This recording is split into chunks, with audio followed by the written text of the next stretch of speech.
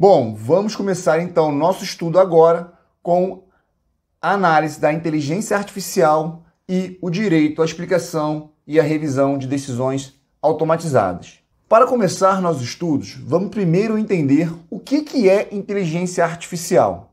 Para compreendermos a expressão inteligência artificial, vamos tentar analisar as palavras que formam a expressão inteligência artificial, que é inteligência e artificial.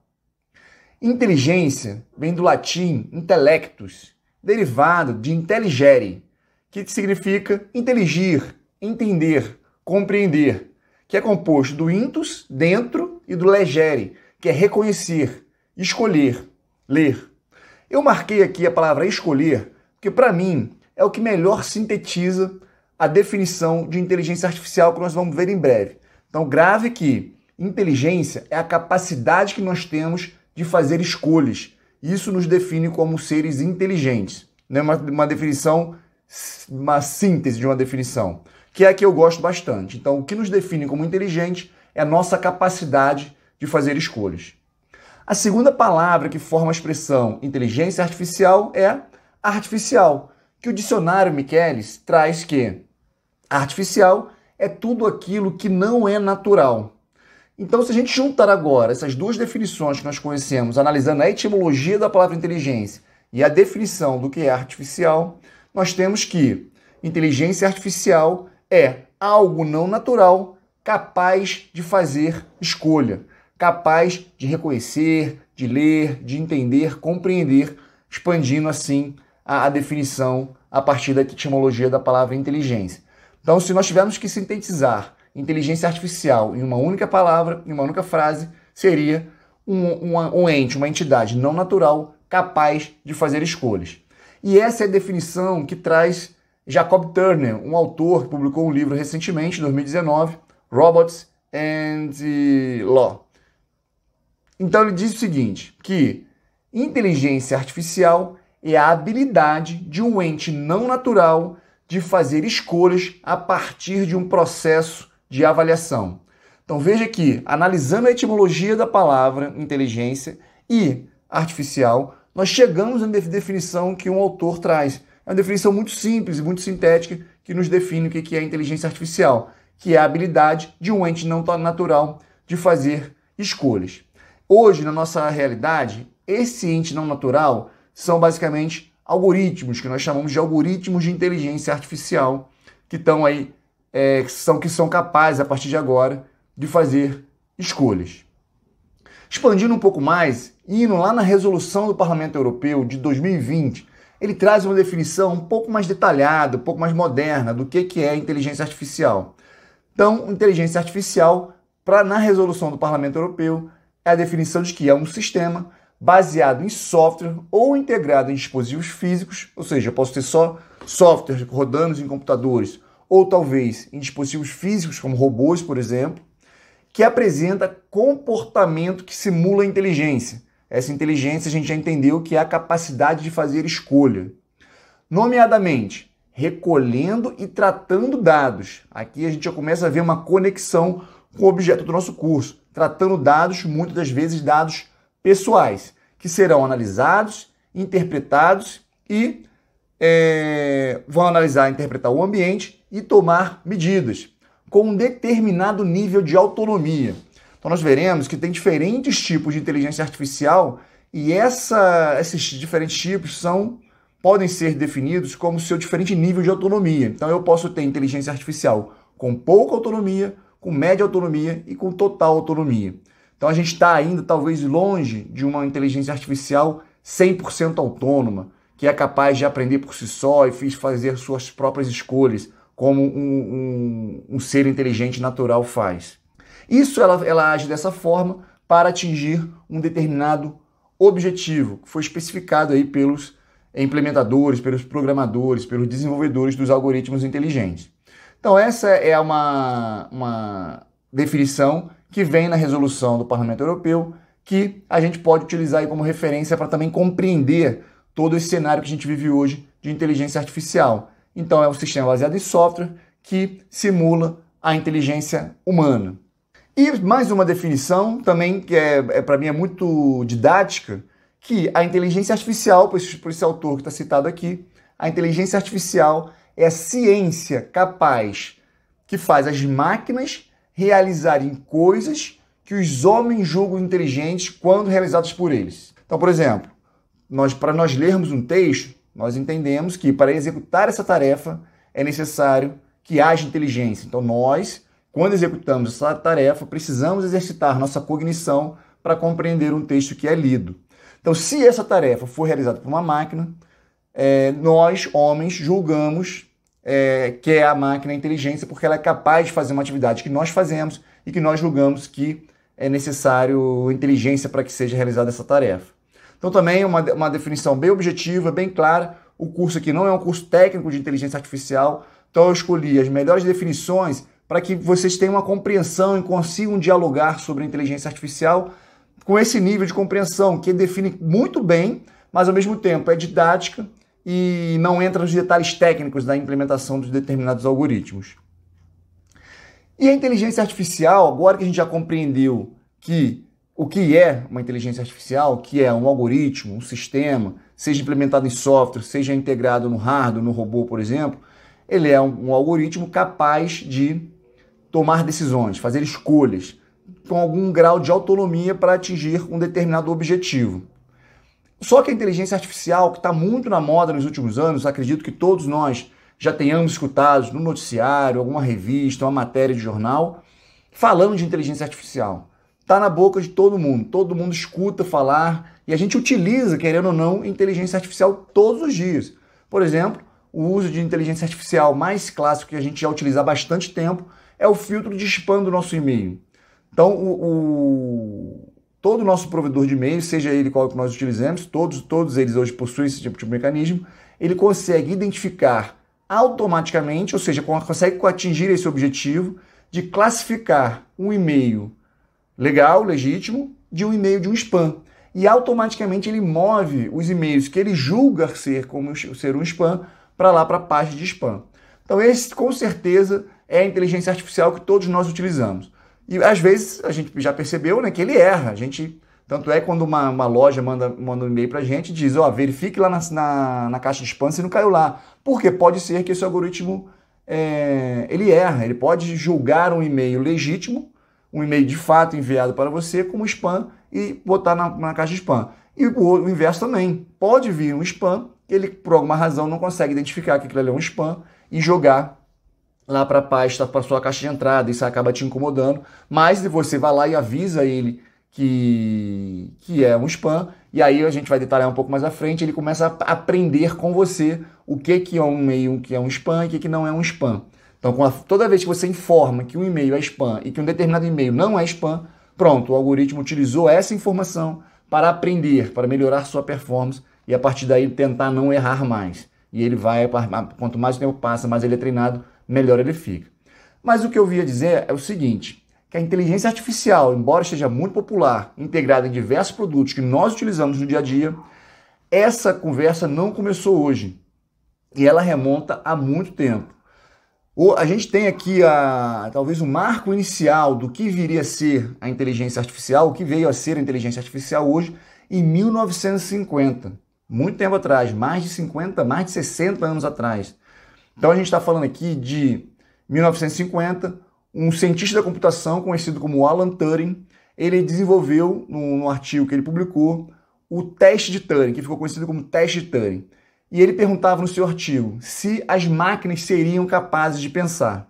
E o teste de Turing, ele tentava identificar se, por meio de um teste, uma pessoa estaria interagindo com um humano ou com uma máquina. Ou seja, se a máquina seria capaz de pensar e emular, de fato, o comportamento humano, capaz de enganar um outro humano. Então, assim, vamos imaginar que a gente tem aqui 3 atores nesse teste, onde o ator principal submete questões aos outros 2 atores e desses 2 atores, um é uma máquina e um é um humano. E esse humano, sem conhecer nada desses 2 atores que estão participando do teste, precisaria descobrir qual é o humano e qual é o teste. E Turing definiu que a partir do momento em que nós não fôssemos capazes de distinguir o humano de uma máquina, a gente teria aí sim um sistema inteligente e a máquina teria a capacidade de pensar. Então esse teste foi proposto em 1950, a história a vida do Alan Turing está retratada de uma certa forma num filme que está disponível no Netflix, conhecido como Jogo da Imitação. E lá conta toda a história da guerra, do desenvolvimento da tecnologia a partir da Segunda Guerra Mundial, onde ele desenvolveu um computador capaz de quebrar a criptografia dos computadores alemães e assim pôde saber das estratégias alemãs, onde os alemães estavam pretendendo atacar, porque ele conseguiu quebrar a criptografia, aquela mensagem cifrada, né, mascarada que os alemães estavam trocando, e a partir daí ele começou a ter informações, compartilhar com as bases de guerra, e os aliados foram vitoriosos aí na Segunda Guerra Mundial, muito, não só por isso, mas muito em razão do computador que ele desenvolveu, capaz de quebrar a criptografia alemã. Mas seguindo aqui para a inteligência artificial, lá em 1956, onde é de fato o termo inteligência artificial é cunhado, num seminário que aconteceu na Universidade de Dartmouth. Então, alguns cientistas que estão citados aqui propuseram um seminário e lá foi a primeira vez que foi criada a expressão Artificial Intelligence, né, com a tradução aí inteligência artificial. Então, estou falando de 1956, um tempo aí considerável atrás. E os primórdios do que hoje a gente escuta falar de machine learning, deep learning, está aqui também na década de 50, finalzinho da década de 50, dois cientistas criaram o algoritmo conhecido como Perceptron. Não vamos entrar no detalhe técnico do que é o Perceptron, mas esse Perceptron, que tem esse nome, seria como se fosse um neurônio rudimentar artificial. Seria um neurônio computacional, o primeiro neurocomputador. Então, ali é a base de tudo que nós temos hoje da inteligência artificial mais popular que está aí comercialmente em uso por grandes empresas. Tá? Então, o Frank Rosenblatt, que foi um dos cientistas-chefes aí que liderou esse movimento do desenvolvimento do Perceptron, que é esse neurônio artificial baseado em software, ele se inspirou num modelo matemático de neurônio desenvolvido alguns anos antes, né, que ainda não tinha tecnologia para evoluir. Então, McCulloch e Pitts desenvolveu um modelo de neurônio matemático e que Rosenblatt foi lá depois e desenvolveu o Perceptron usando a técnica matemática feita alguns anos atrás, ali no final da década de 40. Então, esse modelo, desenvolvido por esses cientistas, já tem uma inspiração biológica. Né? Então, assim, a partir daqui começou a se buscar um aprendizado baseado em exemplos, assim como os humanos aprendem. Por isso tem essa inspiração biológica. Né? Nesse cenário, a gente vai aprender reconhecer, por exemplo, um gato e um cachorro. Uma criança aprende da seguinte forma: você mostra um gato, mostra 2 gatos, mostra 3 gatos, e a partir daquele momento ela reconhece um padrão do que é um gato, e se você apresentar um outro gato, por mais que seja de uma outra raça, a criança vai ser capaz de entender. O mesmo vale para o cachorro, ela vai conseguir diferenciar o que é um gato, o que é um cachorro, e vai começar a diferenciar. Mesmo sendo raças diferentes, cores diferentes, formatos diferentes, ela vai saber que é um cachorro e o que é um gato, e o porquê que cada um tem as suas características. Então, dessa forma, a criança aprende, e foi isso que os cientistas buscaram. Vamos fazer que o computador aprenda dessa mesma forma. E aí, a partir daqui, começou uma série de investimentos para que o computador pudesse aprender com máquina. Só que, como a gente sabe, naquela época, a gente ainda não tinha dados, muitos dados disponíveis, não havia internet, não havia poder computacional suficiente para que isso avançasse. Além disso, o Perceptron tinha alguns problemas que foram apontados por 2 cientistas. Né? Falaram que o Perceptron era muito limitado, era um neurônio muito rudimentar para fazer atividades mais complexas. E a partir daí permitiu, então, por meio dessa crítica, evoluir o Perceptron, que era um único neurônio, para múltiplas camadas de Perceptron, e aí você tem uma rede neural, de fato, artificial, o Deep Learning, né, que é o aprendizado profundo, por meio de várias camadas de Perceptrons. Mas o modelo original veio lá do final da década de 50. Depois nós tivemos outras técnicas também, conhecidas como Adaline, que foi uma tentativa já de melhorar o que seria o Perceptron para poder fazer esse aprendizado baseado em dados, baseado em exemplos, e não baseado em regras, como até então a gente utiliza até hoje em sistemas especialistas, e até então imaginava-se que o computador só poderia aprender se nós ensinássemos, implementássemos, programássemos as regras, ou seja, eu compreendesse as regras e traduzisse essas regras para uma linguagem de computador, para que o computador pudesse, então, executar. Então, nesse momento aqui, começou uma tentativa de romper essa abordagem baseada em regras. Né, eu implemento. Se o valor do produto foi recebido, posso fazer a entrega. Então, isso aqui eu estou fazendo uma implementação, uma programação baseada em regras. Não é se tem orelha, se tem 2 olhos, se tem boca, se tem bigodinho, se tem dente, se... então é um gato. Então eu vou implementar todas as regras possíveis. Imagine o quão difícil seria programar essas regras de todos os gatos disponíveis no mundo. Ficaria praticamente impossível para que o algoritmo assim pudesse fazer essa identificação, essa inferência de que se é um gato ou não é um gato nesse nosso exemplo. Por outro lado, se eu não faço uma implementação, uma programação baseada em regras, eu faço um algoritmo aprender baseado em exemplos, eu não preciso dizer para ele que é um gato. Ele vai automaticamente aprender, assim como nós aprendemos também. E aí, avançando aqui na origem da inteligência artificial, a gente chega lá em 1960, é um marco importante, onde tem aqui a Elisa, que foi o primeiro chatbot desenvolvido na tentativa de ter aí um agente conversacional, que hoje em dia está super na moda. Então você vê que também parece super novidade hoje, né? Muitas pessoas, inclusive, não gostam de ficar falando com algoritmos, com robôs, né? Ainda não é uma experiência das melhores, tem gente que gosta, tem gente que não gosta, mas em 1960 a gente teve aí nosso primeiro chatbot, o primeiro agente conversacional para responder perguntas que eram feitas para eles. Então, na década de 80, então você vê que passou um lapso grande, depois a gente vai entender por que passou esse lapso, um lapso temporal de 20 anos mais ou menos. Nós temos aí, então, a evolução, a popularização dos sistemas especialistas. São sistemas especialistas. É o momento em que um programador tenta traduzir todo o conhecimento técnico de um especialista e representar esse conhecimento no computador, né, por meio de uma linguagem de programação. Então, eu vou imaginar aqui um outro exemplo em que eu tenho um médico especialista em determinada doença, né? Vamos imaginar aqui uma doença de pele, e o médico vai dizer, eu identifico essa doença desta forma. Se tiver com a cor tal, se tiver com a profundidade tal, se tiver com a aparência assim, se tiver... Ele vai dar uma série de hipóteses. Eu vou falar, se todas as hipóteses forem confirmadas, então é porque tem aqui um cenário de uma doença de pele, por exemplo. E aí esse programador vai entender, vai tentar extrair todo o conhecimento desse especialista e vai tentar representar no computador. E foi assim que se desenvolveram muitos sistemas aí na década de 80 e até hoje a gente utiliza ainda essa técnica de sistemas especialistas, embora tenha limitação, porque é muito difícil você de fato extrair todos os conhecimentos de um especialista, de uma área de conhecimento e representar ela no computador. É um grande desafio, então a gente não conseguiu ter, por meio dessa técnica, um sistema verdadeiramente inteligente, porque ele é muito limitado em razão da limitação de representar esse conhecimento no computador e fazer com que ele execute para vários casos, né? Então, lá em 1986, aquela técnica do perceptron, né? aquela técnica do neurônio rudimentar que tentava emular o cérebro humano, ele evolui por meio de uma técnica que foi o algoritmo para treinar perceptron de multicamadas, que é o backpropagation, que é uma técnica onde o algoritmo consegue aprender os parâmetros corretos de uma função de inferência daquele algoritmo de inteligência artificial. Não vou entrar aqui em detalhes técnicos, mas só para a gente botar aqui no tempo que em 1986 talvez tenha sido um marco ali importante de virada, né? A gente vinha aqui com dois movimentos. Um movimento da inteligência artificial que se inspirava, tentava aprender baseado em exemplos, e a outra inteligência artificial que tentava aprender ou emular o conhecimento a partir da implementação de regras. Esses dois mundos receberam nomes, né, que é a inteligência artificial simbólica e a inteligência artificial conexionista.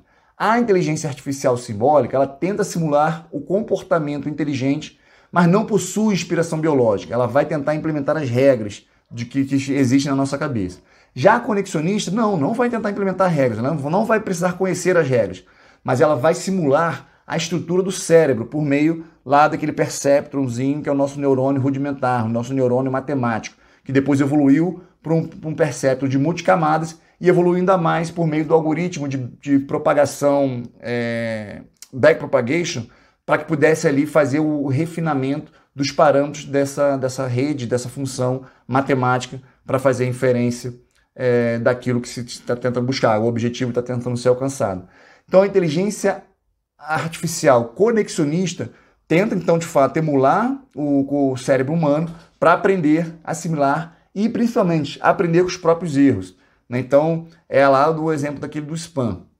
E a partir daqui então essas duas iniciativas de pesquisa na área de inteligência artificial tentavam aí concorrer uma com a outra, uma dizendo que era melhor, outra dizendo que era melhor. Então a gente estava com a inteligência artificial simbólica e a conexionista. Só que a conexionista ela teve um problema nessa época aqui, porque ela ainda precisava de muito poder computacional, que não estava disponível à época, precisava de muitos dados também para que, de fato, o algoritmo pudesse aprender. Na década de 80, 90 ali, não existia ainda muitos dados digitalizados para que a gente pudesse aí, fazer o treinamento dos algoritmos de inteligência artificial. Então, por isso, demorou ainda um tempo até que, de fato, essa técnica conexionista se popularizasse, o que aconteceu aqui agora. O outro marco importante, possivelmente também vocês já devem ter visto muitos noticiários a respeito, é que o Deep Blue, um computador da IBM, vendeu o Garry Kasparov, um grande enxadrista russo, multicampeão mundial de xadrez, e em 1997 um computador de fato venceu o Garry Kasparov. É cheio de polêmica essa questão aí da vitória do Deep Blue. Dizem que em alguns momentos o computador travou e teve que reiniciar, mas o ponto é que nesse momento, em 1997, ainda também não tínhamos um sistema de fato inteligente, né? O computador somente era capaz de explorar mais possibilidades do jogo do tabuleiro de xadrez e assim meio que ganhar por força bruta, né? Porque ele conseguia explorar vários caminhos de possibilidades no jogo, muito mais do que a nossa capacidade humana conseguiria, e aí foi usando essa estratégia que ele conseguiu aí vencer. Até que a gente chega aqui na década de 2000, nos anos 2000, 2010, 2012 é um marco importante na evolução da inteligência artificial, e até os dias de hoje, que de fato a gente teve aí uma nova estrutura de inteligência artificial, um novo algoritmo, né, que é a utilização de redes neurais, mas se valendo dos perceptrons multicamadas. Então, são os perceptrons conectados um ao outro, permitindo fazer aí diversas arquiteturas de algoritmos de inteligência artificial, que só se tornou possível e viável porque esse tipo de técnica depende de muito processamento computacional, ou seja, precisa de computadores potentes e precisa também de muitos dados. E a gente teve aí com a evolução tecnológica a redução do custo. Então a gente tem hoje um volume, um poder computacional infinitamente superior com um custo infinitamente inferior. Então, assim, gasta-se muito menos que se gastava 30, 40 anos atrás para ter muito mais, para se conseguir fazer muito mais. Então, hoje, mais ou menos aqui, depois dos anos 2000, a gente, de fato, popularizou as técnicas de redes neurais, ou seja, essas técnicas daquela inteligência artificial conexionista que ficou adormecida aí um tempo, mas que a partir dos anos 2000, em razão do poder computacional e volume de dados, de fato conseguiu deslanchar e apresentar resultados concretos para a sociedade, para a economia, para as empresas. E aí, eu trago aqui mais uma definição, agora que a gente já entendeu de onde a inteligência artificial saiu, lá de 1950, 56, com o desenvolvimento de um pilar da inteligência artificial, que vocês não precisam entender tecnicamente, mas é entender que o perceptron é um neurônio rudimentar baseado em computador, que é hoje utilizado em muitas das inteligências artificiais que nós utilizamos no nosso dia a dia. E aí eu trago aqui para fechar mais uma definição, que a inteligência artificial é o campo de estudo que dá aos computadores a habilidade de aprender sem ser explicitamente programado. Foi exatamente o que eu falei para vocês. A inteligência artificial simbólica também é uma inteligência artificial, mas eu preciso ir lá e implementar as regras dessa inteligência. A inteligência artificial conexionista não. Eu não preciso implementar as regras. As regras vão ser aprendidas, vão ser inferidas. A partir do quê? A partir de dados, a partir de exemplos. E ela vai, de fato, poder aprender a executar uma tarefa, atingir um objetivo, sem ser explicitamente programada, sem que eu diga a ela quais são as regras, por exemplo, que formam a imagem de um gato. Mas ela, com o tempo e com os exemplos certos, ela vai aprender. E para fechar aqui o aprendizado da origem da inteligência artificial, eu trouxe aqui na linha do tempo tudo que nós vimos. E a gente vai ver que tem aqui duas lacunas, dois buracos, né? Então começa lá com o teste de Turing, que tentava responder a pergunta se as máquinas poderiam pensar. Em 1950, imagina o quão visionário era esse cientista, que já se questionava se um dia as máquinas poderiam pensar, e propôs um teste que ele até hoje é citado e referenciado por todas as pesquisas de inteligência artificial, porque é um teste que busca identificar se de fato uma máquina consegue emular o comportamento humano ou não, capaz inclusive de enganar o outro humano, ou seja, o humano não ser capaz de identificar se ele está conversando com uma máquina ou se ele está conversando com o humano. E é só pensar em algum momento em que você foi atendido por um agente inteligente numa empresa que você se relaciona, se você consegue de fato identificar. Eu acho que hoje a gente já consegue com certa facilidade saber se eu estou falando ali com a Bia do Bradesco, por exemplo, que é uma agente inteligente, né, e tem outros agentes inteligentes por aí, a gente consegue saber que não está falando com um humano. Então a gente talvez ainda não tenha uma inteligência artificial que supere lá o teste de Turing, que foi proposto em 1950. Mas a questão é que a inteligência artificial passou pelos marcos que eu citei, né, com o desenvolvimento do perceptron, o desenvolvimento do neurônio matemático, né, do neurônio computacional. E aí a gente chegou ali em 1973, aconteceu uma certa frustração, né? Criou-se muita expectativa nas décadas anteriores de que as máquinas seriam inteligentes, seriam capazes de fazer muitas coisas, mas o que as pesquisas estavam entregando de fato para o mercado era muito pouco. Os resultados não foram... Foi muita promessa para pouco resultado na prática, pouca entrega. Então teve um período ali que o financiamento, o desejo, a vontade de se utilizar produtos de inteligência artificial caiu bastante. Então aí tem o que é chamado na literatura como o primeiro inverno da IA, onde ninguém mais queria falar de inteligência artificial, enfim, começaram a direcionar esforços para outras coisas. Até que a gente chega ali na década de 80, com o surgimento dos sistemas especialistas, ganhando uma popularidade, também com muita promessa. Também as pesquisas começaram a ser retomadas do ponto de vista das redes neurais já artificiais, com alguns pesquisadores, mas também não conseguiu entregar resultados que prometiam. E aí a gente teve aqui o segundo inverno da IA. E esse segundo inverno, embora seja de fato a base do que a gente utiliza hoje, aquela época não entregou os resultados porque dependiam de poder computacional inexistente e dependiam também de dados. Os dados eram insuficientes para que pudesse treinar as redes neurais. E aí a gente tem o segundo inverno do IA, que tem esse despertar agora aqui nos anos 2000, com um marco importante ali em 2012, onde um algoritmo de inteligência artificial se sai vencedor em uma competição de reconhecimento de objetos em imagens. Então são milhares de imagens e esse algoritmo conseguiu ter um índice de erro abaixo do erro humano e superou os algoritmos que utilizam outras técnicas que não utilizavam as técnicas de redes neurais. E a partir daí, então, começa de fato uma revolução, porque todo mundo começa a pesquisar e desenvolver algoritmos de inteligência artificial e competições propostas de diversos desafios pelas universidades do mundo afora começam a utilizar de algoritmos de inteligência artificial baseado em redes neurais, né, que emula o cérebro humano, e esses algoritmos começaram a ser muito bem sucedidos e entregar os resultados que não entregaram lá na década de 80, onde teve aí, no final da década de 80, o segundo inverno. E aí então a gente tem aí a partir de 2012, ali para frente, um pouco antes de 2012 já começa as pesquisas, mas aí começa de fato uma revolução. Tudo começa a crescer muito rápido e hoje todo mundo praticamente está utilizando técnicas de inteligência artificial baseado em rede neural artificial. E aí a gente já entendeu agora o que é a inteligência artificial e a gente já entendeu qual foi a origem, né? Parece que é uma coisa super nova, mas a gente percebeu que não é. É algo que surge aí pelo menos dos últimos 70 anos, que já se vem pesquisando, se tem esse desejo de buscar a inteligência artificial, buscar a emulação do comportamento humano.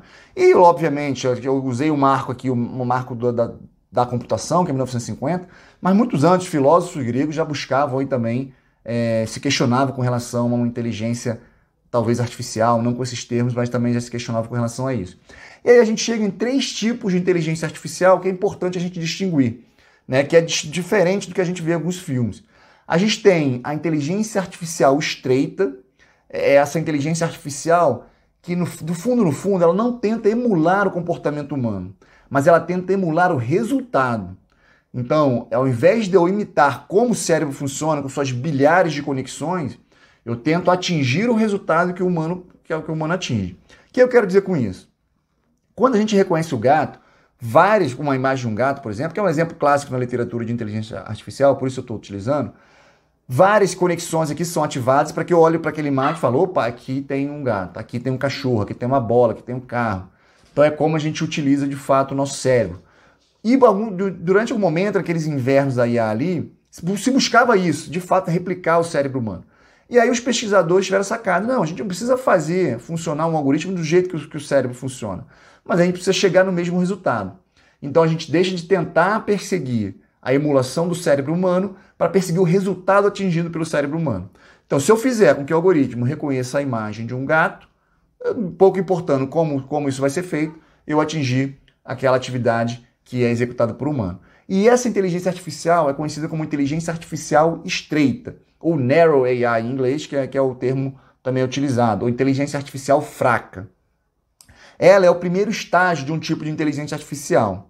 Ela é específica, né? Ela é especializada. Quando eu treino uma rede neural artificial, ela é treinada para atingir um objetivo. O que eu quero dizer com isso? Se eu treino uma rede neural artificial para reconhecer a imagem de um gato, ela só vai reconhecer um gato. Se eu apresentar um cachorro para ela, ela não vai saber o que é. E ela vai tentar dizer que é um gato, inclusive, vai tentar achar ali o mais parecido que ela conseguir. E aí são algoritmos probabilísticos, estatísticos, né? Ela vai fazer, eu acho que é um gato com 10% de confiança, de certeza. Então porque ela só sabe gato, ela só conhece gato na vida dela. Então essa é a rede neural artificial fraca, ela é especializada, ela só faz uma atividade. Eu não posso pegar essa inteligência artificial, por exemplo, e usar ela para funcionar como chatbot, ela não vai saber fazer isso. Então, para cada desafio, para cada objetivo que eu tenho que alcançar, eu tenho que ter uma inteligência artificial especializada. E a inteligência artificial especializada para uma determinada função, ela não vai servir para outra função. Então, ela só serve para aquilo ali. Então, você vê que no fundo não é tão inteligente assim, mas é o termo que se popularizou para a utilização dessas técnicas. E aí a gente tem aqui alguns exemplos. A Siri da Apple, a gente tem a Alexa da Amazon, tem a Cortana, são inteligências artificiais, são ali assistentes, né, assistentes pessoais. Ela só faz aquilo. Se você perguntar coisas específicas, ela não vai conseguir te responder, ela não vai conseguir te ajudar a limpar a casa, por exemplo. Não, ela foi treinada para ser um assistente pessoal, é um treinamento específico, né, para te ajudar em uma série de atividades.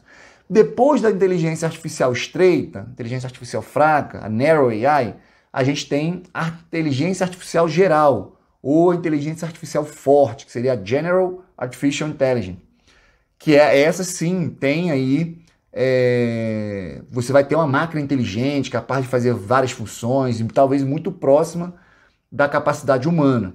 Mas a gente está muito longe de termos aqui uma inteligência artificial geral, multipropósito, atingiria vários objetivos, aprenderia sozinha, teria autonomia, né? Embora tenha aí muitas empresas, né, Google e companhia, pesquisando fortemente, investindo muito dinheiro para que a gente tenha aí uma inteligência artificial geral no futuro. A gente ainda hoje está aí longe disso. A gente tem um computador tão inteligente quanto um ser humano. Não estamos perto disso, embora tenha muito dinheiro sendo investido em pesquisa para que a gente já chegue lá. A outra aqui é a superinteligência. Seria o terceiro estágio da inteligência artificial. Esse terceiro estágio, a máquina passaria a ter consciência. Ela saberia que é uma máquina. Ela aí teria um nível maior de autonomia. A gente já viu algum tipo dessas inteligências em filmes, são retratadas em filmes, mas também a gente está muito longe de ter aí uma agente super inteligente, né? Que tenha consciência, tenha intelecto, que vai ser, inclusive, muito mais inteligente do que os seres humanos. Mas, embora a gente esteja longe, vários pesquisadores têm medo dessa superinteligência, porque ela poderia, de fato, aí, gerar algum risco para sobrevivência da humanidade. Tem vários autores que retratam isso aí. Aquele físico, o Stephen Hawking, ele retrata isso no livro dele. O Yuval Harari também fala muito sobre as preocupações com relação ao futuro da inteligência artificial. Mas aqui, no nosso mundo aqui, pé no chão, no horizonte de curto e médio prazo, a gente está longe dessas outras duas inteligências e a gente está muito fortemente hoje baseado na inteligência artificial fraca. É isso que todas as empresas adotam hoje, é a inteligência artificial fraca. E quando você vai apertar, a gente vê que ela não é tão inteligente assim, mas é o nome que ela tem em razão dessa técnica que foi popularizada de utilização de rede neural artificial e, de fato, ela é capaz de aprender a fazer uma determinada atividade. E aí, né, se vocês tiverem interesse depois, podem me procurar para que a gente explicite como, de fato, acontece esse aprendizado.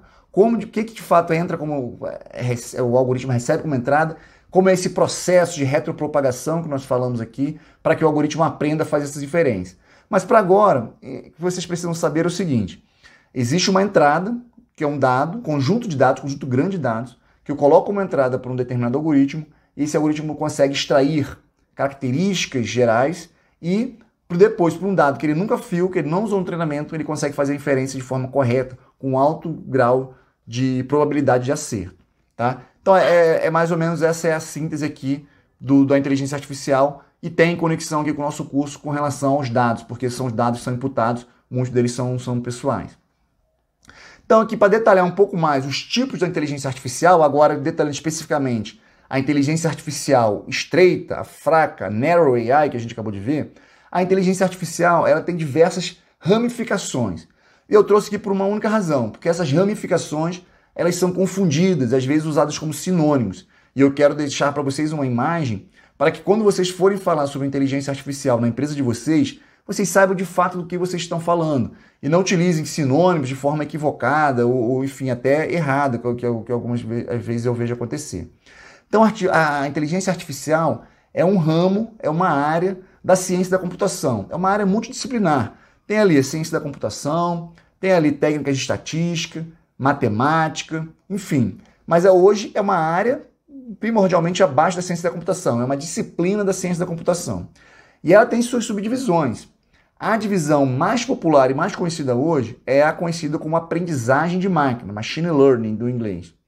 Então a gente tem ali no primeiro nível machine learning, nós temos o Natural Language Processing, que é o processamento de linguagem natural, que a gente vai fazer com que o computador, por meio também de técnicas de aprendizado, aprenda a língua humana, ou seja, faça com que ele aprenda o inglês, o português. E nós temos aqui hoje já produtos super avançados que computadores conseguem entender a língua, interpretar, gerar texto, né? A gente consegue extrair conteúdos mais relevantes de um determinado texto, classificar texto, traduzir. O tradutor do Google, por exemplo, teve uma grande evolução nos últimos anos porque utiliza técnicas de inteligência artificial do tipo processamento de linguagem natural. Então consegue fazer tradução, consegue responder perguntas, que é basicamente o que os chatbots utilizam, esses agentes conversacionais, e gera texto. Então nós temos, de fato, muito avanço nessa parte aqui. Os sistemas especialistas, que começou a se popularizar na década de 80, também é um tipo de inteligência artificial. Nós temos aí depois aí o uso de visão computacional, né, para fazer reconhecimento de imagem, o exemplo lá do Cato. Ter visão computacional, ou seja, conseguir reconhecer objetos. Então, por exemplo, tem indústrias que utilizam esse tipo de inteligência artificial para detectar se o funcionário está utilizando o seu equipamento de segurança. Então, tem uma inteligência artificial treinada para reconhecer um chapéu, por exemplo, um capacete está sendo usado, uma luva está sendo usada pelo funcionário. Então, você instala câmeras num parque industrial e ela identifica, opa, eu não estou vendo ali que aquele funcionário está usando o equipamento de segurança. Enfim, tem vários tipos de uso também de visão computacional. Que, por exemplo, na segurança pública, enfim, tem vários casos. Na medicina, a gente tem aqui agente inteligente para tratar de voz, tanto para traduzir voz para texto, quanto fazer texto virar uma voz. Também por meio de treinamento você consegue fazer isso.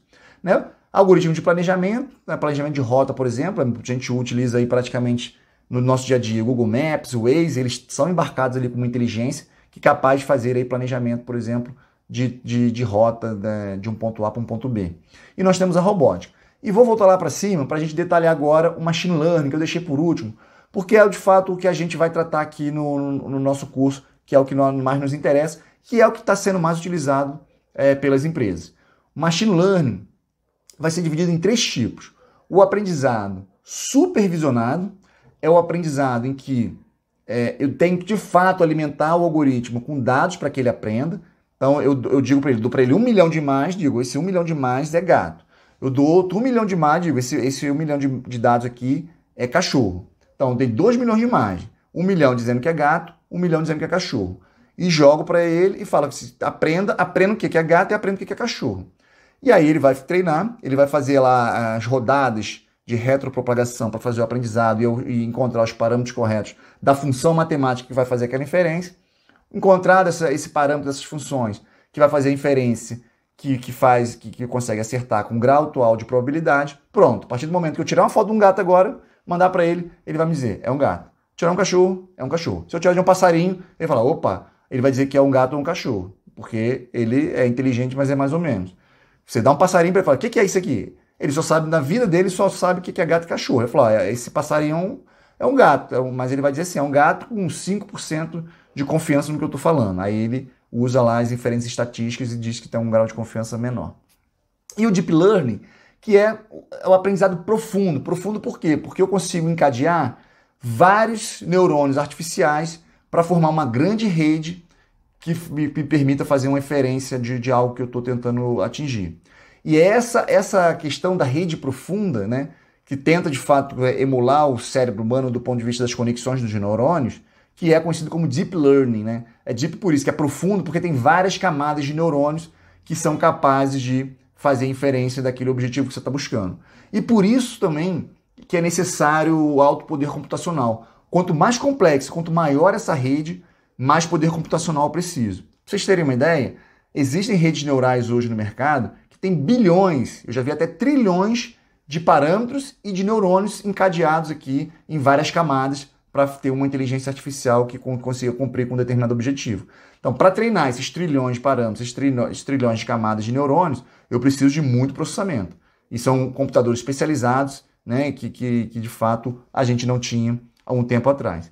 Então, vamos focar aqui no aprendizado de máquina, no aprendizado no machine learning, que é um tipo de inteligência artificial, não é o único, mas é o mais popular e é o que geralmente as pessoas estão utilizando. O aprendizado supervisionado, eu preciso dar dados. Esse supervisionado eu posso usar também uma deep learning, que é uma rede neural profunda.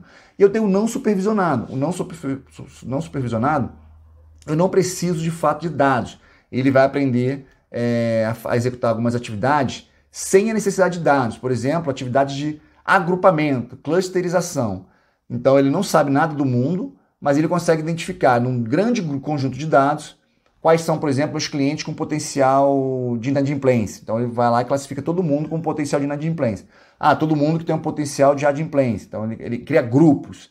Eu não preciso conhecer nada dos dados, ele vai identificando alguns padrões e coloca todo mundo junto aqui, faz agrupamento. É um exemplo, né, de utilização de não supervisionado. E o que não está aqui no slide, mas que também é utilizado, é o aprendizado por reforço.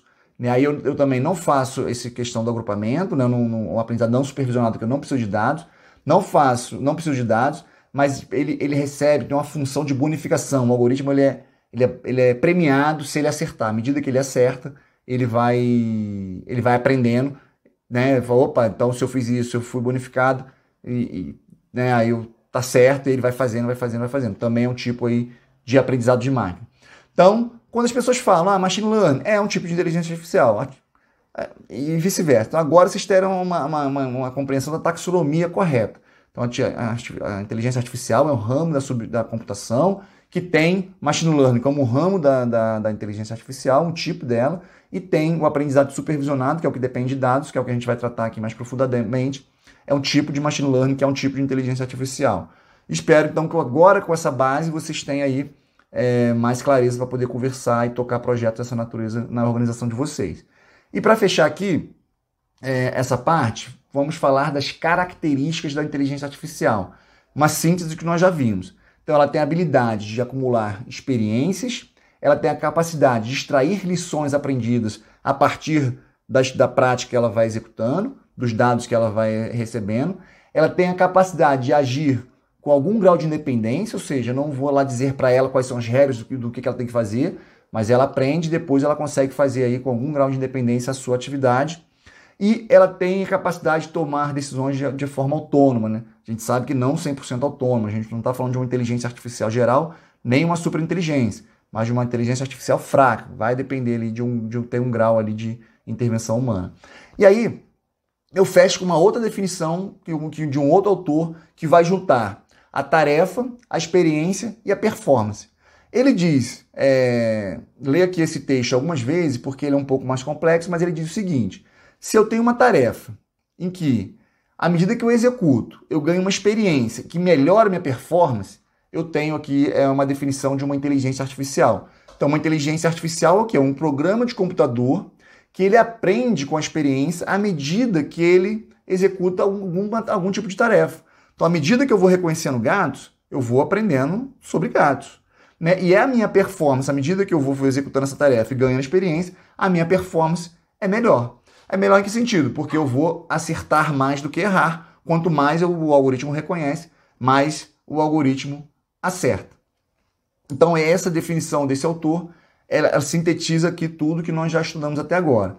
Então, se a inteligência for capaz de executar uma tarefa, ganhar experiência e melhorar sua performance, a gente está falando de um algoritmo de inteligência artificial. Fazer tudo isso, obviamente, sem que ninguém tenha que intervir no algoritmo para programar novas regras. Então, ele sozinho, de forma semi-autônoma, ele, à medida que novos dados vão sendo fornecidos para ele, ele vai melhorando sua experiência e melhorando sua performance. E aí, aqui tem um cartoon que ilustra também muito bem isso, e ilustra a realidade de muitas empresas. Elas contratam soluções de inteligência artificial, tem lá na empresa geralmente uma montoeira de dados não organizados, de dados de má qualidade, e simplesmente vão botando dados para a inteligência artificial. E a máxima do mercado de inteligência artificial é: se você tiver dados ruins, seu algoritmo de inteligência artificial vai ser ruim, porque ele depende do dado. Então é garbage in, garbage out. Se entrar lixo, sai lixo. Se você não tiver dados de qualidade ou não tiver dados, não adianta você investir em soluções de inteligência artificial. É isso que está ilustrado aqui nessa tirinha, que é uma coisa muito interessante. Então, agora que a gente já compreendeu o que é inteligência artificial, a origem da inteligência artificial, de onde ela veio, não é uma coisa nova, quais são os tipos e de que tipo de inteligência artificial a gente está falando, que é uma inteligência artificial fraca, do tipo machine learning e do tipo aprendizado supervisionado, que depende de dados para aprender. E a gente acabou de ver que eu preciso de dados de qualidade para que minha inteligência seja de fato inteligente. Senão ela não vai ser nada inteligente se eu treinar ela com dados ruins. Então eu posso fazer aqui as áreas que a IA estão sendo aplicadas hoje no mercado. É de fato aprendizado de máquina, visão computacional, processamento de linguagem natural, reconhecimento de padrões e robótica. Alguns aqui que eu já pude citar. Vamos ver então alguns exemplos. Por exemplo, concessão de crédito. Os bancos hoje, instituições financeiras, se valem de algoritmos de inteligência artificial do tipo machine learning, do tipo aprendizado supervisionado, usando seus dados para decidir se concede ou não crédito a você. Tem uma notícia recente que o Facebook tem um algoritmo patenteado de concessão de crédito que se vale da sua reputação nas redes e na reputação das suas conexões, dos seus amigos. Olha só que interessante. Então, a depender de quem você é amigo, de quem você está conectado na rede, da reputação dessas pessoas, da sua própria reputação, o Facebook vai decidir, algum dia, espero que está patenteado, vai decidir se vai conceder crédito para você ou não. Então, olha só, começa a cruzar agora com tudo que nós estudamos com relação à proteção de dados, privacidade, enfim, e todo esse capitalismo de vigilância que a gente está vivendo hoje. Reconhecimento facial.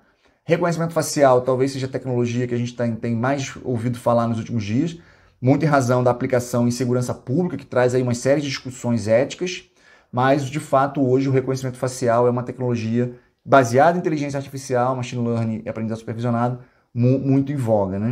Detecção de fraudes, os bancos também utilizam para tentar identificar comportamentos que fujam do seu padrão de consumo e fazer essa detecção. Transcrição de áudio. Então, por exemplo, eu estou gravando essa aula aqui, a gente pode submeter esse vídeo para uma inteligência artificial e a minha voz falada vai se transformar num texto automaticamente por meio de uma inteligência artificial. Então parece que a gente precisa de uma inteligência humana para fazer isso, mas já tem inteligência artificial fazendo. Sistemas de recomendação, todo mundo que já fez compra aí na Amazon, já viu o filme no Netflix, ou já foi no Airbnb, ou qualquer outra plataforma digital dessas grandes empresas, já foi usuário de um sistema de recomendação. E o da Amazon talvez seja o melhor caso, foi um dos primeiros, e todo mundo se impressiona com o grau de precisão dos livros que você gostaria de ler. Então, quando você vai lá e fala assim, você gostaria de ler esse livro aqui. Fala, bom, como a Amazon sabe o livro que eu quero ler? Porque ela processa seus dados, treina um algoritmo que vai aprendendo sobre você e possivelmente ele vai saber mais do que você. E quando a gente fala de sistema de recomendação, a gente tem aí exemplo de livro, no Netflix é filme, no Airbnb é moradia, o apartamento para você passar suas férias, mas também tem os algoritmos que inclusive sugerem para você um par, um cônjuge, um namorado, uma namorada, né, por meio dos aplicativos de namoro. Eles sabem, de fato, qual é o seu par ideal. Então, possivelmente, esses algoritmos de inteligência artificial serão capazes, ou se já não são, de encontrar uma esposa e um marido para você melhor do que você mesmo. Olha que curioso, né? Um algoritmo escolhendo aí com quem nós vamos nos casar. Então, esses são os sistemas de recomendação, que também são super em voga. Identificação de objetos, sistema de previsão e predição também utiliza inteligência artificial. Sistema de tradução, né, de língua, ou seja, o Google Tradutor é totalmente baseado em inteligência artificial e teve um pico aí na popularidade a partir do momento em que eles migraram de uma técnica anterior utilizada para a técnica de inteligência artificial. Classificação, indexação e recuperação de informação. Muitas empresas utilizam isso para facilitar encontrar as informações nesse Big Data que nós já estudamos. Sistema de admissão e demissão de empregados. Isso aqui é muito polêmico porque os algoritmos aí nós vamos ver que eles falham e pode ter aí algum tipo de preconceito na hora de admitir, aceitar o empregado ou demitir. A Amazon utilizou esse algoritmo e teve que desligar porque o algoritmo apresentou um comportamento aí indevido, né? Nós temos veículos autônomos, tá uma área que está crescendo muito. Lá nos Estados Unidos já tem muitos testes em andamento.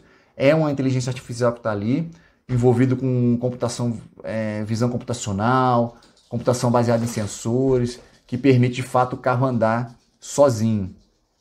Diagnóstico médico, a gente tem aí o diagnóstico a medicina por imagem, ela está de fato sendo revolucionada. A parte de radiologia, dermatologia, identificação de câncer, já tem algoritmos extremamente precisos para fazer o reconhecimento da imagem e de reconhecimento de doenças em imagem. Por exemplo, a radiografia de um pulmão, muitas empresas aí ofereceram algoritmos agora em razão da pandemia. Então, não é que vai substituir o médico, mas aquela função médica de reconhecer uma doença, né, ele vai ter talvez a função mais humana agora, porque a parte técnica, né, a inteligência artificial vai fazer mais rápido e possivelmente com menos erro, né? Então imagina, para você se treinar um médico, né, para reconhecer um câncer, por exemplo, numa imagem, no exame de imagem, ou todos os outros exames que eles analisam, você precisa ir ler livros e mais livros, fazer curso e mais curso. A inteligência artificial não precisa nada disso. A inteligência artificial não vai ler nenhum livro. O que a inteligência artificial vai fazer? Me dê aqui 1 milhão, 10 milhões, 100 milhões radiografias onde mostra um pulmão com câncer.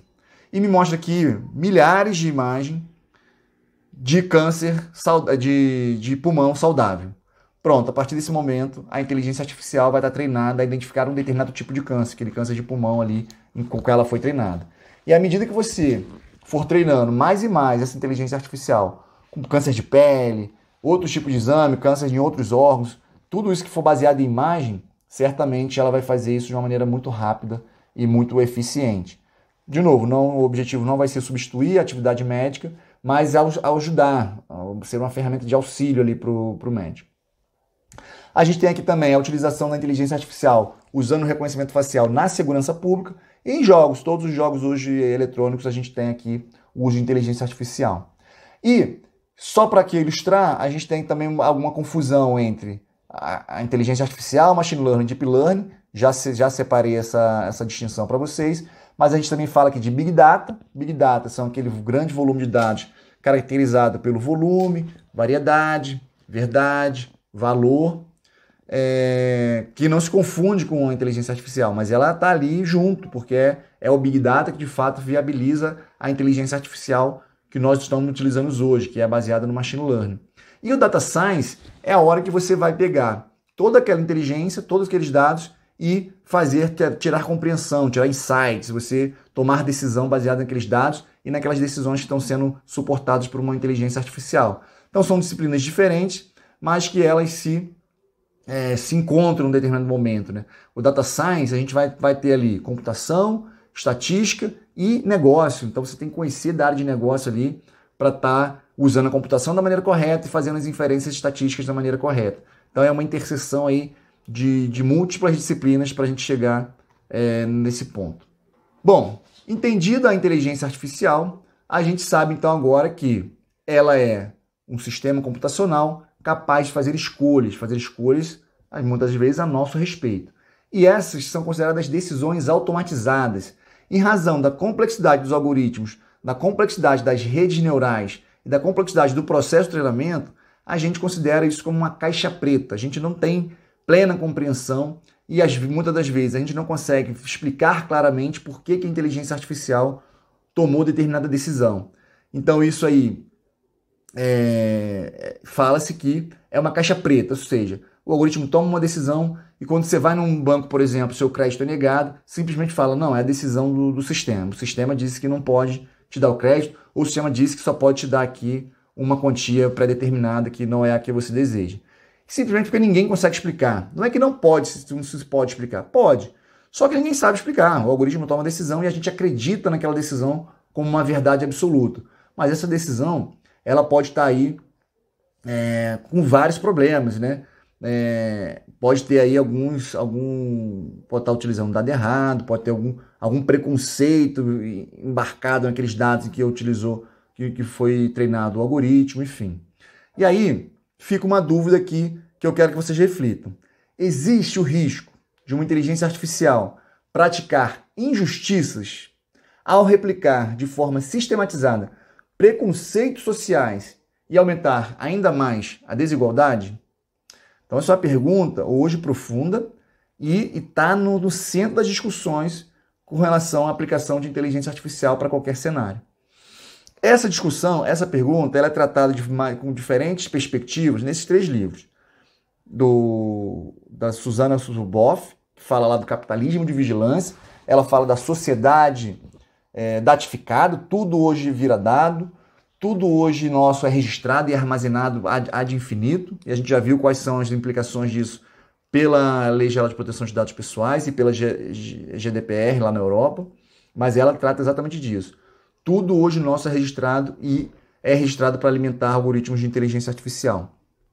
Da mesma forma, o Frank Pasquale fala do Black Box Society, que nessa sociedade datificada, tudo vira dado, as decisões estão sendo tomadas, a gente já não tem mais, talvez, o poder da escolha. Aquela escolha que nos define como agente inteligente, a gente já está perdendo essa capacidade de escolha porque tudo existe um algoritmo para escolher para a gente. O algoritmo que escolhe o que nós vamos fazer. O algoritmo do Instagram decide o que nós vamos ver. O algoritmo do Facebook decide o que nós vamos, como é que vai ser configurada a nossa timeline. Cada um de nós temos uma timeline personalizada pelo algoritmo do Facebook. E ele chama isso aí, essa Black Box Society, que de uma vez que a gente não tem nenhuma compreensão, é de fato a ditadura dos algoritmos. Os algoritmos passam a comandar nossa vida e a gente passa a acreditar no que o algoritmo nos fornece é a verdade absoluta, sendo que na verdade ele está mostrando uma verdade para cada uma das pessoas em razão lá do perfil que foi criado pessoal de cada um. E o terceiro, o livro que retrata isso e vai diretamente ao encontro da pergunta, é o livro aqui da Kate O'Neill, que ela fala do algoritmo de destruição em massa, né? Ela fala do risco de você utilizar algoritmo de inteligência artificial baseado em dados, porque esses dados, sendo de má qualidade, representando preconceitos históricos sociais, podem de fato legitimar decisões preconceituosas e sistematizadas nos algoritmos. Olha só que perigo, né? Então a gente tem que adotar a inteligência artificial com consciência, utilizando as medidas técnicas, avaliando os riscos, porque a gente corre de fato o risco de causar dano às pessoas em razão do uso da inteligência artificial, se não for muito bem planejado. E para ilustrar isso que eu estou falando, eu vou lá na Estratégia Brasileira de Inteligência Artificial, que foi agora aprovada em 2021 e publicada. Ela fala o seguinte, ela traz lá a preocupação com relação ao viés algoritmo. O que é o viés algoritmo? É de fato a perpetuação de preconceitos sociais históricos. Então ele fala, a IA lá no trecho aqui da Estratégia Brasileira de Inteligência Artificial, a IA não deve criar ou reforçar preconceitos capazes de impactar de maneira injusta ou desproporcional determinados indivíduos, principalmente os relacionados a características sensíveis como raça, etnia, gênero, nacionalidade, renda, orientação sexual, deficiência, crença religiosa ou inclinação política. Então esse é o risco que nós temos de perpetuar preconceitos se nós não utilizarmos os dados corretos e curados ali, cuidadosamente selecionados para fazer o treinamento da inteligência artificial, e aí nós vamos ter uma inteligência artificial que vai perpetuar e aumentar aí ainda mais a injustiça social e a diferença, a desigualdade social. Isso aqui, esse tema do viés, que a gente está inaugurando aqui a discussão agora, ela é retratada num documentário do Netflix conhecido como Coded Bias. Eu recomendo que todos assistam, porque lá é retratado a saga de uma pesquisadora do MIT que desenvolveu um algoritmo de inteligência artificial, mas que não reconhecia seu próprio rosto. Por quê? Porque ela era negra.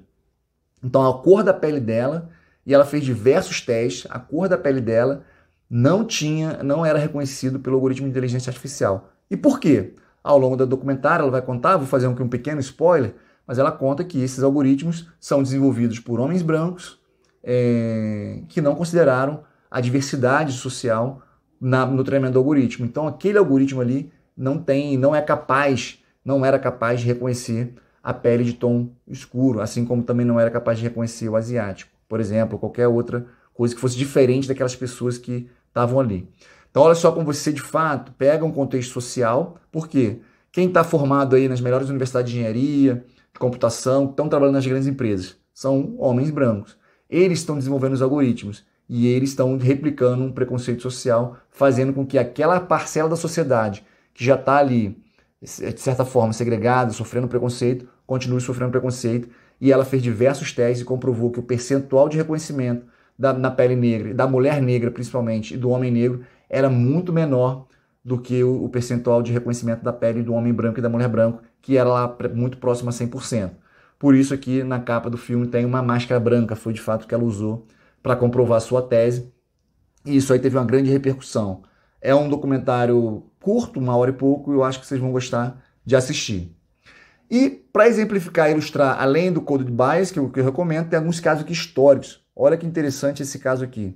O algoritmo de tagueamento, né, do Google, o algoritmo de inteligência artificial que criava tags, classificava automaticamente as imagens que você subia no Google Fotos, ele classificou aqui as fotos de algumas pessoas da pele escura, algumas pessoas negras, como gorilas. Então o algoritmo do Google de inteligência artificial foi, de fato, extremamente preconceituoso e replicou aí, causou dano, sofrimento às pessoas que viram, né, sua foto sendo identificada como um gorila, só em razão da sua cor da pele. Então isso teve uma grande repercussão e o Google se retratou. A outra coisa que mostra também aqui a preocupação que nós devemos ter com os algoritmos de inteligência artificial e a questão do viés algoritmo, dos preconceitos, é a pesquisa feita no Google. Então aqui a época, a gente está falando aqui de 2019, fazendo-se uma pesquisa no Google sobre cabelo feio ou trança feia, cabelo bonito ou trança bonita, o Google simplesmente mostrava, no caso de pesquisar por cabelo bonito, mulheres brancas, cabelos lisos, um determinado padrão de beleza que foi estigmatizado na sociedade. Então, se pesquisasse por outro lado, cabelo feio ou trança feia, aparecia aí o cabelo de mulheres negras e tranças de mulheres negras. Então, o bonito ficou associado à pessoa de pele branca e o feio ficou associado à pessoa de pele escura. O que também mostra e reforça aí essa tese que os dados, de fato, têm o potencial de replicar e sistematizar os preconceitos sociais. E aqui, um outro caso também emblemático, isso aqui foi de 2020, super recente, deu uma grande repercussão, mas o Twitter, ao escolher, numa foto que tem várias pessoas, ao escolher a foto que vai ficar em destaque, ela sempre escolhe a pessoa de pele branca. Não escolhe nunca a pessoa negra. E foram feitos vários testes com autoridades, com políticos brancos, políticos negros, inclusive com Barack Obama. Tem alguns testes que as pessoas publicaram na internet, usando Barack Obama com pessoas aleatórias de pele branca, e nunca a pessoa de pele branca, a pessoa de pele negra era destacada lá como destaque da imagem, né? Quando bota aquela imagenzinha de destaque menorzinha, que não dá para exibir todo mundo. E aí até que chegou esse exemplo aqui, que eu destaquei para vocês, foi colocado 11 imagens, das quais com um rosto negro e apenas um branco. Eram 11 pessoas negras e apenas uma branca. Tinham 11 fotos, 10 negros e uma pessoa branca. E quem o algoritmo do Twitter escolheu para destacar? A pessoa de pele branca. Então, de fato, ficou comprovado, e o Twitter se desculpou e se retratou e ficou de revisar seu algoritmo, ficou comprovado que existia, de fato, aí uma preferência para destacar as pessoas de pele branca. E aqui, já usando aqui um caso brasileiro, a gente tem aí o reconhecimento facial que foi feito de forma equivocada. Uma mulher foi reconhecida como uma criminosa, né? E, na verdade, ela era inocente. E ela foi confundida pelo algoritmo. Então, o algoritmo a gente vê que erra. E, inclusive, o anteprojeto de lei de proteção de dados para a segurança pública, lembra, né, que a LGPD que nós estudamos não se aplica à segurança pública, nós não temos ainda uma LGPD penal, uma LGPD aplicada para persecução penal e investigação criminal, mas já temos um anteprojeto, o texto que vai talvez virar o projeto de lei, que já foi apresentado à Câmara dos Deputados. Nós temos aqui que no âmbito de atividades de segurança pública é vedada a utilização de tecnologias de vigilância diretamente acrescida de técnicas de identificação de pessoas indeterminadas em tempo real.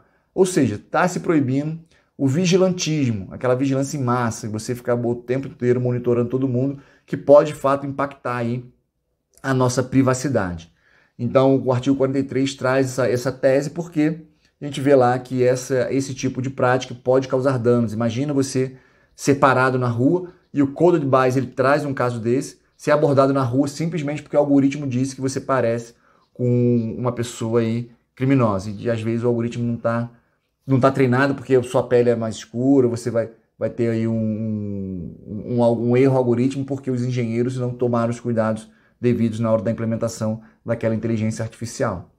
Entendido, então, a inteligência artificial e todas as questões que rodeiam ali a inteligência artificial, a gente chega, então, na Lei Geral de Proteção de Dados Pessoais. Lá no artigo 20, o artigo 20 dá direito ao titular dos dados o direito de revisão de decisões tomadas unicamente com base em tratamento automatizado de dados pessoais.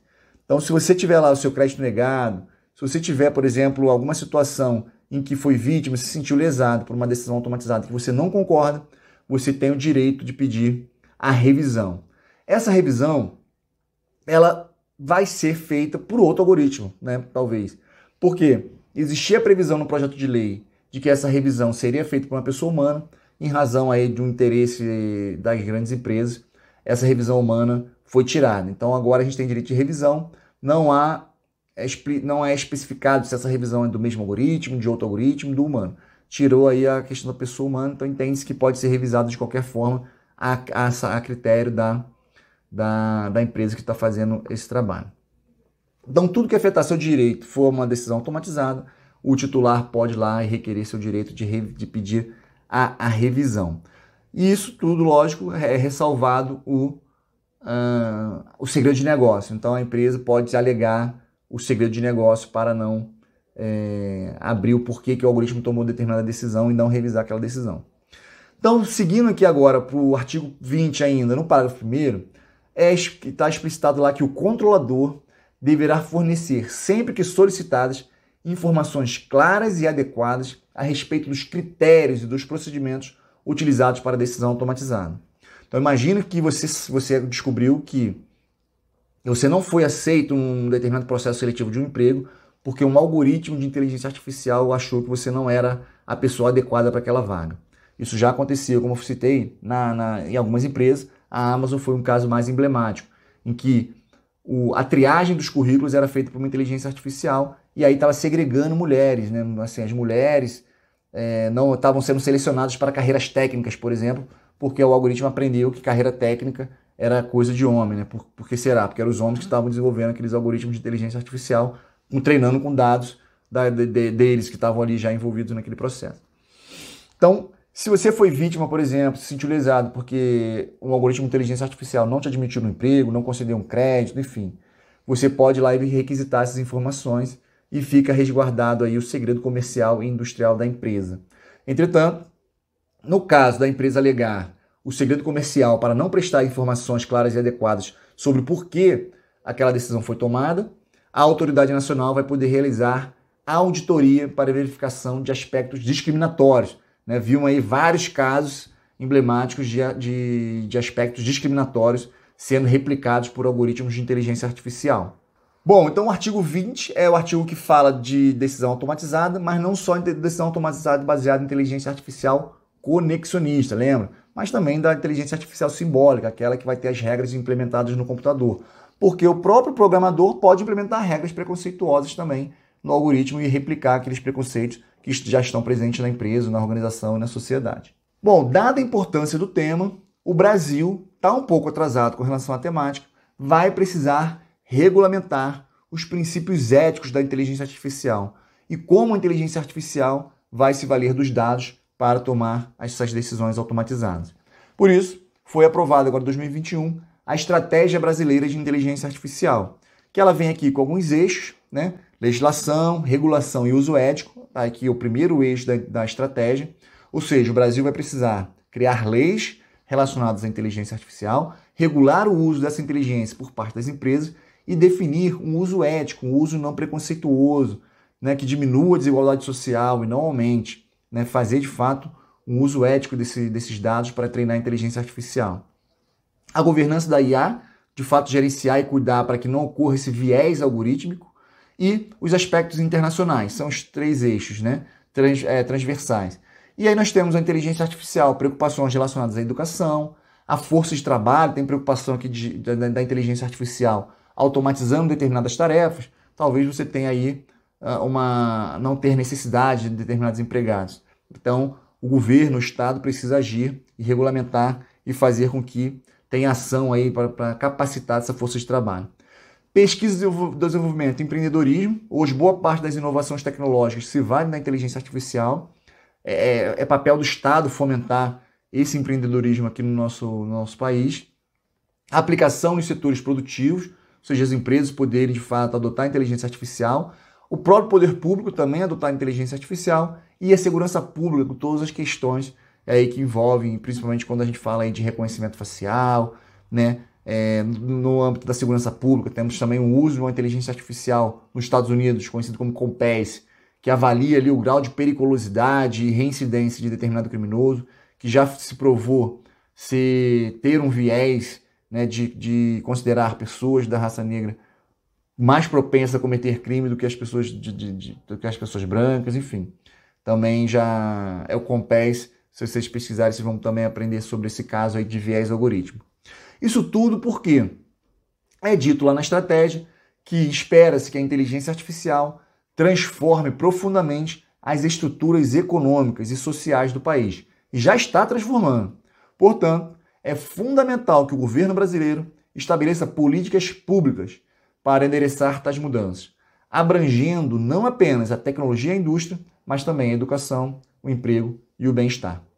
Então essa estratégia veio em boa hora, talvez um pouco atrasada, porque a inteligência artificial já está em amplo desenvolvimento na China, Estados Unidos, Israel, diversos países da Europa, e o Brasil está um pouco atrasado, né? A gente está só importando esse tipo de tecnologia para tentar utilizar aqui em determinados casos de negócio, mas pouca discussão ainda do ponto de vista ético, do ponto de vista moral, do ponto de vista técnico, né? Como é que a gente vai avançar com essa tecnologia. E as preocupações que surgem da adoção de uma inteligência artificial, elas são preocupações relacionadas à privacidade, segurança, direitos humanos e éticos, né? E essas preocupações devem surgir desde a concepção de um produto de tecnologia que utilize da inteligência artificial, de forma a respeitar a dignidade humana e a valorização do bem-estar. Então a inteligência artificial tem que vir para melhorar nossa qualidade de vida e não para aumentar a desigualdade social, piorar nossa qualidade de vida ou melhorar a vida apenas para um pequeno grupo que já são naturalmente privilegiados, que já são historicamente beneficiados aí pela nossa estrutura social. Então a inteligência artificial ela deve estabelecer mecanismos que permitam prevenir e eliminar os vieses. E esses vieses podem ocorrer dos próprios algoritmos, como também das bases de dados. Então, a estratégia brasileira de inteligência artificial corroborando todos os exemplos que nós vimos aqui. Esses vieses, reconhecidamente, eles podem acontecer tanto em razão do algoritmo programado pelos engenheiros de software, como pelos dados utilizados. E os dados representam, é um retrato da sociedade. Se nós formos utilizar os dados sem o devido cuidado, sem uma curadoria, nós vamos simplesmente criar uma inteligência artificial que vai replicar a nossa estrutura social atual, que é, na sua raiz, preconceituosa. Então, usar a inteligência artificial tem que vir com essas preocupações desde a concepção de um produto. Se eu estou falando de um produto que concede crédito, que admite um funcionário no emprego, quem me garante que eu não vou estar negando crédito às pessoas em razão do seu local de moradia, em razão da sua cor da pele, em razão da sua faixa de renda, em razão de dados que eu utilize, que pode aí estar um retrato preconceituoso da sociedade. Se eu estou admitindo um emprego, por que eu não vou admitir um emprego a uma pessoa simplesmente em razão da cor da pele? E a gente pode imaginar, por exemplo, quando a gente fala de raça, é um dado pessoal sensível, que tem que ter um tratamento cuidadoso, mas nós temos também dados pessoais que necessariamente às vezes não são sensíveis, mas a partir dele eu consigo fazer inferência de dados pessoais sensíveis. Né? Então eu consigo, por exemplo, fazer inferência, que isso já aconteceu também, em razão da localidade onde a pessoa mora, eu faço inferência que ela é uma área de comunidade de pessoas de determinada cor da pele, que são, aqui moram pessoas com poder aquisitivo mais alto, aqui são pessoas brancas, ali pessoal aquisitivo menor, são pessoas negras. Então os algoritmos têm que ter muito cuidado para não fazer essas inferências de forma equivocada, preconceituosa. Por isso a estratégia traz esse tema aqui para que a gente faça o debate. Para o algoritmo seja explicável, interpretável, ou seja, que a gente tenha a capacidade de entender o que o algoritmo esteja fazendo, não seja uma black box definida lá pelo Frank Pasquale. É desejável que as etapas do processo de aprendizado de máquina que resultaram em uma inferência sejam rastreáveis e que as variáveis que pesaram na tomada de decisão possam passar por um escrutínio. Então, é desejável que a gente consiga entender o porquê a inteligência artificial tomou uma decisão. É desejável que a gente consiga interpretar, sem violar, obviamente, o segredo de negócio.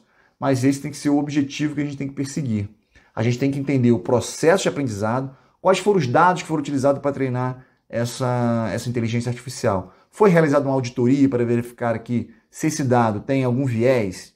Né? Então vamos fazer esse tipo de reflexão para que a gente elimine essa possibilidade futura de replicar os preconceitos, e a gente consiga de fato entender o que os algoritmos estão fazendo e que a gente venha, de fato, o algoritmo venha para nos ajudar, melhorar a nossa vida, melhorar o nosso bem-estar, melhorar a vida de todos e não aumentar ainda mais a desigualdade social por meio aí de uma caixa preta tomando decisões a respeito da nossa vida a todo momento, sem que a gente consiga entender, refletir, questionar, pedir revisão ou até mesmo pedir explicação do que aquela decisão foi tomada. E para fechar, a aula de hoje foi um pouco mais longa, porque é um tema de fato denso. Eu quis trazer uma visão geral para vocês do que é a inteligência artificial e qual é a relação que essa inteligência artificial tem com dados, principalmente com os dados pessoais. Eu fecho com uma fala do Arthur Clarke, que é aí um pesquisador, filósofo, escritor, participou aí da redação do filme 2001, A Odisseia do Espaço, que já tem ali os primórdios, uma visão futurista da inteligência artificial, lá com o computador central da nave, né? Para quem já viu o filme sabe o que eu estou falando. Quem não viu, eu recomendo que assista. Ele fala que qualquer tecnologia avançada o suficiente, ela é indistinguível da mágica. Porque é como mágica. A mágica a gente não consegue entender o que aconteceu. Né? São feitos truques e a gente não sabe explicar. O leigo não consegue explicar o que aconteceu. Então ele fala que toda tecnologia muito avançada, ela não tem nenhuma distinção com a mágica. Então deixo aí essa frase dele para que vocês possam refletir.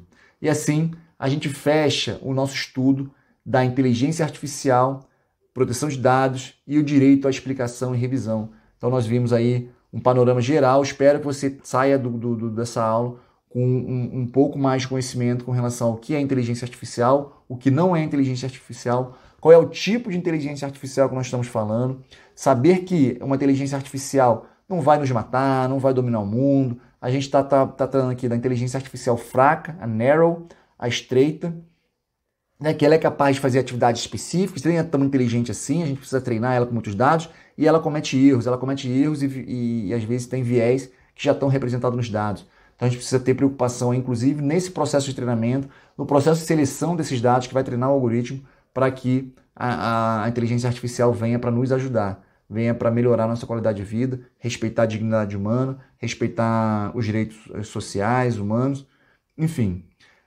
Então a gente encerra com esse panorama geral da inteligência artificial e a sua ligação com a proteção de dados pessoais. Recomendo aí que você se aprofunde na temática, que é um dos temas mais atuais hoje relacionado à proteção de dados pessoais, é a sua relação com a inteligência artificial. Bons estudos e vejo você no próximo vídeo. Até logo!